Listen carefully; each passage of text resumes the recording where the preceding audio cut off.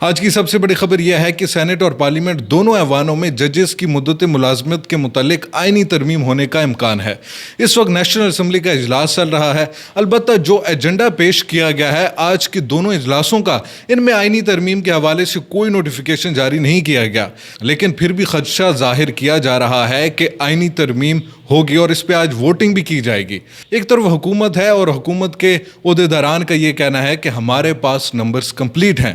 اب اس number games میں مولانا فضل الرحمان ایک بہت ہی اہم کردار ادا کر سکتے ہیں۔ نمبر گیمز کچھ یوں ہیں، ایوان میں اس وقت کل 336 نشستیں ہیں اور اس آئینی ترمیم کو پاس کرنے کے لیے 2/3 اکثریت چاہیے،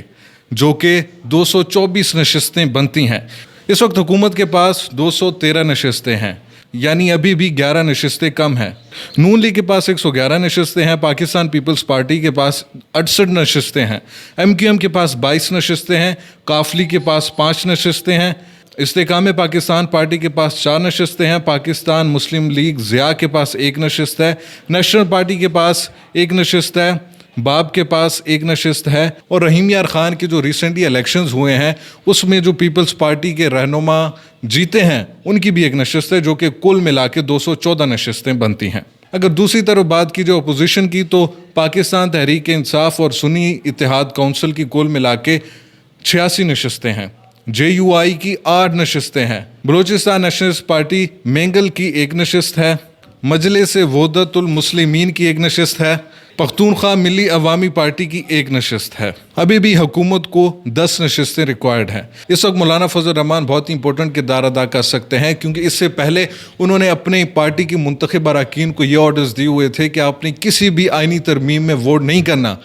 اسی کے ساتھ ساتھ آپ کو بتاتے چلیں کہ آج مولانا فضل الرحمان نے کراچی کے لیے روانہ ہونا تھا، لیکن اس آئینی ترمیم کے چلتے انہوں نے اپنی فلائٹ بھی کینسل کر دی ہے اور وہ آج نیشنل اسمبلی کے اجلاس میں شرکت بھی کر رہے ہیں۔ اسی کے ساتھ ساتھ خبریں یہ بھی آ رہی ہیں کہ مولانا فضل الرحمان کو بہت ہی بڑی بڑی آفرز کی گئی ہیں، جن میں خیبر پختونخوا کی گورنرشپ، سینٹ کی ڈپٹی چیئرمین شپ، 2 سینیٹرز اور نیشنل اسمبلی میں بھی کچھ انہیں وزارتیں دی جائیں گی۔ لیکن سٹل اگر JUI اپنے 8 ووٹس آئینی ترمیم کے حق میں بھی دے دیتی ہے، پھر بھی